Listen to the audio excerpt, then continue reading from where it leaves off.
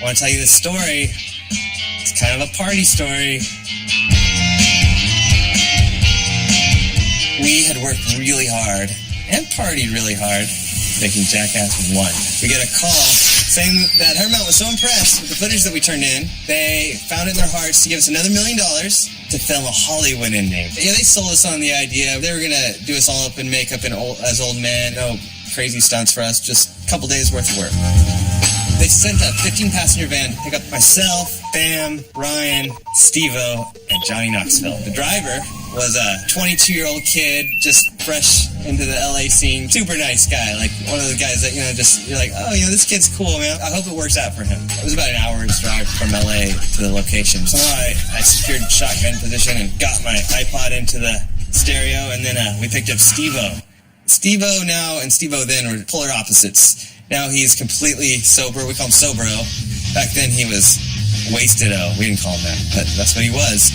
We picked him up at his apartment. He comes flying out of there. Just coked the up. He gets in that van, and the first thing I thought of was, I have my iPod.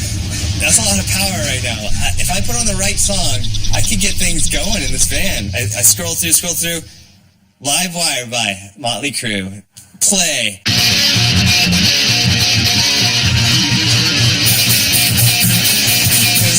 Pinball, bouncing around, back of the van, front of the van, all over, bang, ripping things as it goes, like clawing at seat cushions, and they're like pulling off. At first everyone's like, hey, dude, slow down. And then it kind of became fun, and then, all of a sudden I see Bam starting to rip at stuff, and then Ryan's ripping at stuff.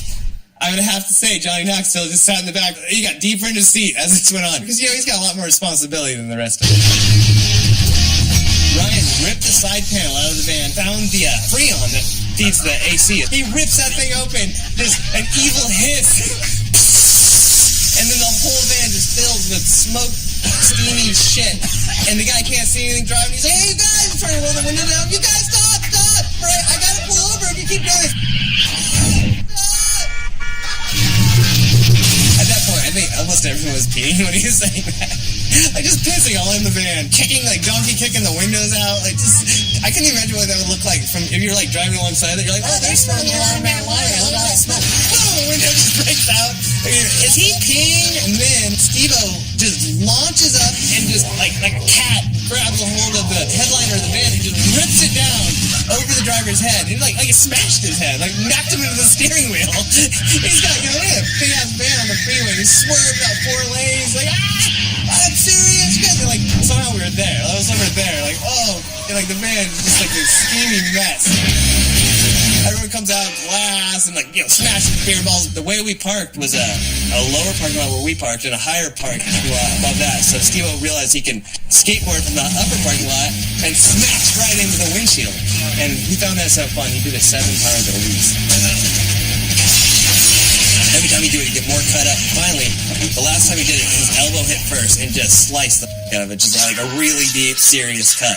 He starts yelling, Ed the medic! Ed the medic! When you make a movie, you gotta have a guy there that they call the on-set medic. And ours was Ed the medic that somehow materialized from the middle of Florida. I don't know if he was already one of Steve-O's friends, but man, did they ever bond if they weren't friends already. This guy, just was itching to give you pills. He wanted to give you pills. He wanted to give everyone pills. Steve-O went screaming for, Ed the medic, come help me! And so Ed comes strolling over, eating a banana. You see that elbow? Just gushing blood, just so horrible. He takes the banana peel, applies it to the cut, and just rubs it to get the majority of blood off. Just got like a half an ounce of just the most horrific, disease-ridden blood. It was like a different color red than normal blood. It was Steve-O blood. And then Ed the medic chucks the banana peel. He hit that driver kid square in the face with a bloody banana peel. He quit right then. So we thought, we'd be getting in a little trouble for that. And then, so we all went to sleep and had to get up real early for work. Stumble into the parking lot to get a ride to location. Instead of just one driver, there's a whole mob of guys. They're pissed. We realized that they kind of were a mob, like in the real sense of the word. They were the Teamsters. And I love them. I'm sorry, I never knew, but apparently it was a Teamsters van. And he was the guy in front of the angry mob. And he was an old guy. He was in his 80s. And I think his name was Sonny. And he was pissed. He said, you boys trashed my van. What do you got to say for yourselves? And without hesitation, suddenly our spokesman, Bam Margera, just said, you old man. was it. And it left them in awe. And we got into our new shiny van and left. Come to find out, it was that old man's personal van that he loaned us. I don't know why we need to get loaned a van. Why can't we just go goddamn rent a van like a normal filmmaking company? No, we had to borrow old Sonny's van, the Teamster. Sonny the Teamster, can we borrow your van? We need to, like, cart around a bunch of dick bags and have no respect for anything. Oh, yeah, sure. We thought we were all good until they told us that we had to buy the van. It's $49,000. And we had to split it like 5 ways. We never even got the actual van. That's the funny part. We gave him $29,000, but he didn't give us the van. I always wondered about that. Where's the van, Sonny?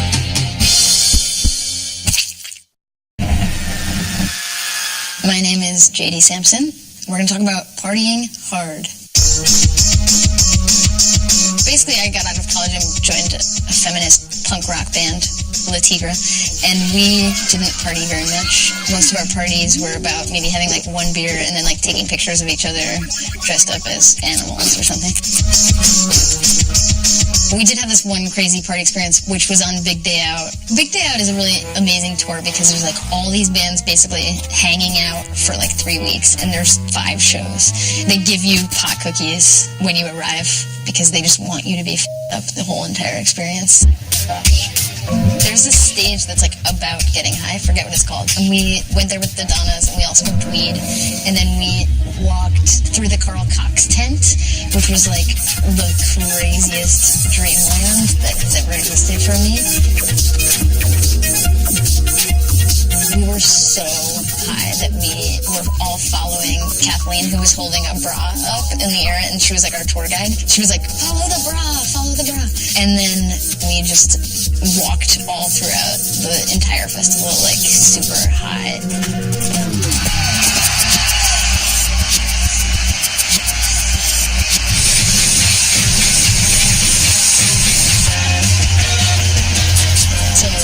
You have a show day, and you don't really talk to any of the other bands. You see them around in the VIP area, but then you have like 5 days off, so you can basically party all of those days. And you make friends with the most random people. So for us, like Hatebreed became our best friends, which is a band that you wouldn't think we would be friends with. We started off at the hotel bar doing shots of Jaeger. I think I was standing on the bar at one point. We just did shots and shots and shots. The lead singer and I were like super tight emotionally or something. Like we talked really deep. And then there was this bass player guy who was like this super meathead who didn't really talk very much or seem to speak very much English. But he was telling Johanna about how he wanted to kill sharks. And he was huge. His hands were like insanely big. And he was so intense about killing sharks. He was like, I'm gonna punch him in the face, I'm gonna tear him out from the gills, I'm gonna kill him. And we were like, wow, this is intense. So then we went to like the Donna's show, got even more wasted, and then Johanna and I decided to go to this gay bar. And when we got to the gay bar, this girl was telling us about how she hated lesbians that looked like guys. And the thing was that she thought I was a guy the whole experience. We were talking to her for 3 hours, and she didn't realize that I was a woman. So we were like, we gotta get out of here. This is crazy. So then we took a step outside and someone threw eggs at us. We just went back to the hotel bar with Hatebreed because they were our best friends at that point. And it was just like a total night of insanity. It's just about being acting crazy and doing crazy things. My name is Paul F. Tompkins. This is a legendary story in Philadelphia. Jane's Addiction was known for being on drugs. And at the time, they were on maybe the most drugs that they had ever been on. And they were booked to do the show at the Tower Theater, which is a decent-sized venue in Philly. They came out, I don't even know if they got through a song. And they decided the audience was not to their liking. And they said, good night to that audience. I think there was a flip-off involved. Just walked off the stage, not fulfilling their contractual obligation at all. Now you can imagine, the venue of course would be upset, but the audience sort of knew as one what to do. A bunch of people went outside and they located Jane's Addiction's tour bus and they tipped it over. That's the wonderful kind of Philadelphia groupthink that gets things done. And Philadelphia, of course, is a town known for its sports fans throwing batteries at its own players and throwing, one memorable year, throwing ice balls at Santa Claus. Santa Claus! What did he do? He just showed up. he's trying to help, if anything. But somebody thought it would be funny, and then somebody else thought it would be even funnier if more people did it. I once had a Philly-like experience in Los Angeles doing a show at the Whiskey A Go-Go where people pelted me with ice on New Year's Eve. And I know that because of where the ice came from. First one person did it, and then the second ice cube came from a different location. So that meant the second person thought, yeah, this is what should happen now. Kind of ironic that I ended up being the recipient of some Philly-style treatment in Los Angeles.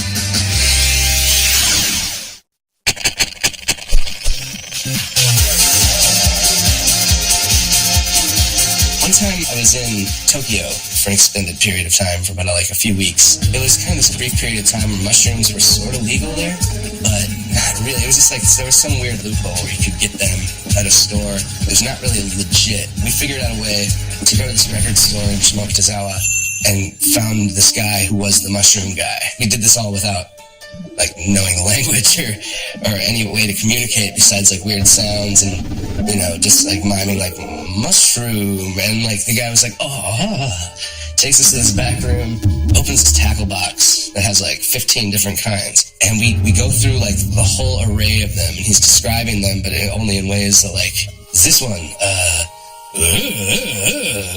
yeah, and then he's like, this one is more, ooh. And he's like, this one. And everyone, he gets like the most brilliant, mimed out onomatopoeia description. So we're like, oh, we'll take the ones. And like, he's like, oh, okay, very good. We get them, we just sort of like eat them before we even leave the store. And we went and rented a karaoke room and just sang for like an hour until they kicked in. So we're like singing like Living on a Prayer and Hard to Handle. I remember singing really impassioned performances. And we're like, okay, this time I feel like my stomach's starting to tingle. Let's go outside. And immediately we get outside, we're like, whoa, this is too much. Like, with way too much.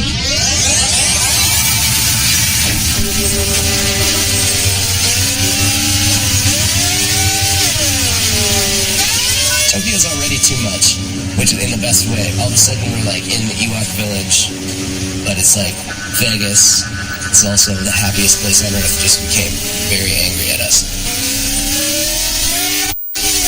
But we're already sticking out like a sore thumb. It's like as a white dude, and you're already kind of a huge novelty to people, especially like when you're me and you have a gut. Like all the girls are like, oh, how'd you get so big? How's the guts? You know, they just have no idea how you get fat. So you're just like this unicorn to them. And we decided to like take a time out in this toy store. Japanese toy stores are so weird. It's just like everything is like a noise-making, furry surprise ball. You don't know what's going on in there. And I remember like this one kid like coming towards me with a rubber horse you sit on, like little kids sit on. He was coming at me with it, and I was like, no, backing up into the corner. I hit something with my arm that says that like gave this little like scream, and I turn around and it's this giant plastic cheeseburger that just goes cheeseburger, cheeseburger, cheeseburger, cheeseburger, cheeseburger, cheeseburger, cheeseburger, cheeseburger, cheeseburger. I just couldn't move. I'm paralyzed by that cheeseburger, and I just laughed at and with it for like 25 minutes. And it seemed like it might have been like 30 seconds, but it was like the longest cheeseburger attraction that I've ever had. And then from then on, I don't remember anything else. That was just like the defining moment of my Japan mushroom experience. If you're going out with all women or like a mix of men and women, just everyone has to be on the same page about who's trying to because like if one person's trying really hard to they're just not going to want to hang with everybody else, which is fine. We just all have to know that, help them out, support them, or else like let's just all hang out with each other. That's the worst. Everyone's trying to bang, and then you're just left there like, I don't want to meet new people. I like you guys. Okay, like this sucks. None of my friends can follow through. I watch them, and they all do a really good job of like setting themselves up, saying hi to somebody, making jokes or whatever, and then they just walk away. And every single time I'm like, push it a little harder. Like give it that like one more inch, and you're in, man. Like, come on. When people are drunk, you can just like be honest. Like I'll be with a guy friend talking to a girl, and I'll straight up just go, oh, we're not at all. Would you? What's your deal? Who are you? And then they just like open up to you, and then your friend gets to like know all the info. Basically, you just gotta give it a couple hours, like just waiting for whoever strikes out, and whoever's left will just like they'll come back to you. They'll come crawling back.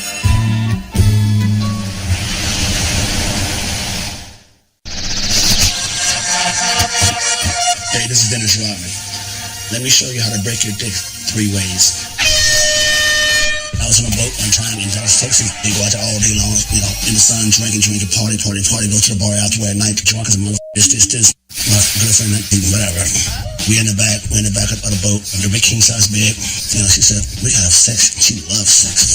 Man. So I think I'm going to try something different. She said, go over there, walk over there. I said, okay, I'll walk over there. She said, I want you to run and jump in my pussy. I said, all right, great. So I go run on the boat, and I dive like this. And literally do. I'm like, oh, blood everywhere. I mean, blood everywhere. I mean, no sooner I did that shit that she just sings coming all over you. She's a white girl, you just saw double blood all over. And she's screaming, oh my God, he's dead. I killed him, oh my God. And I said, no, honey, I just broke my dick. I was playing for Detroit. We were playing the Rockets, and this girl named Tracy, she flew down to see me, so we had dinner. She said, yeah. And she brought this book, said, you know what? I said, why are you reading the book? She said, no, I got to learn how to suck dick. And it says how to suck dick in 2 different ways. I saw that book, I said, so next thing she turns around, push back on me, I mean hard. Like, push that wall like that, push back, crack.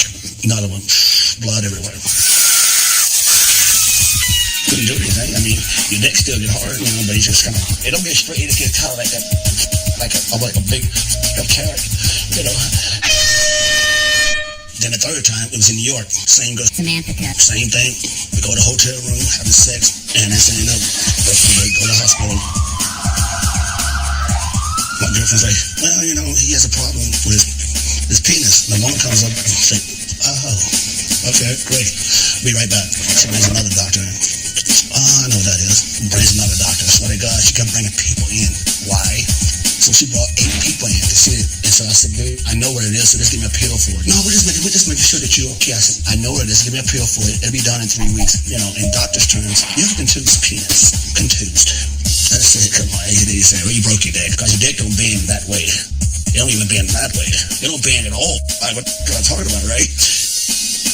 A day later, my girlfriend gets a call at the hotel. The nurse that was in the hospital. Yeah, you know what? They got this picture for $25,000. Can you help us out? How about that one? They took pictures of my whatever, and she had them, and she's supposed to give it to the National Enquirer and everybody like that, so she sold them for $25,000. But she wanted $25,000 from me, and my girl was like, sell them. Go ahead and do it. That kind of shit right there. That's the easy shit. Oh, I'm good to go now. I'm good to go, man. Shit. It's all good. Take a pill. That's 3 times I did that. Broke my dick.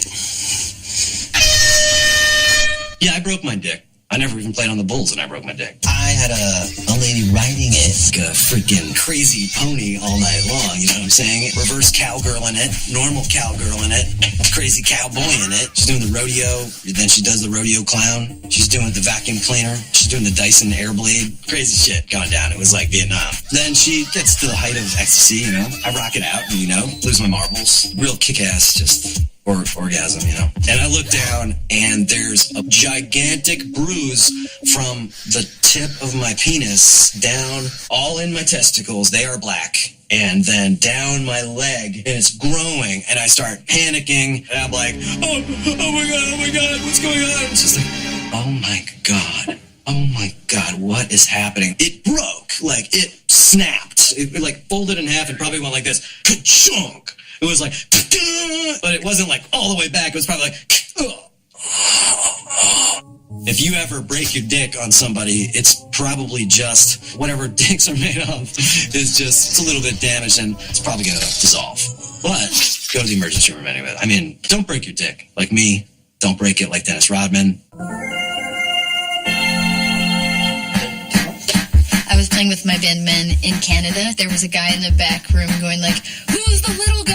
About me. And he just would not stop saying, who's the little guy? Every song, every pause in the set. Who's the little guy? Someone called the police on him. So then the police came and he was like getting pulled away by the police outside as we were loading out. And he was like, who's the little guy? I just like to bring my confident attitude to a party. Show up late, never smile, act like a dick, and then like Irish goodbye. Peace. Isn't that funny that we've shot 3 major motion pictures and didn't use makeup? Isn't it funny that you shot 3 major motion pictures and didn't realize that some of the cast were wearing makeup anymore? Oh, really? Oh. I'm always like, how many faces has Brush been on? Jesus, gross.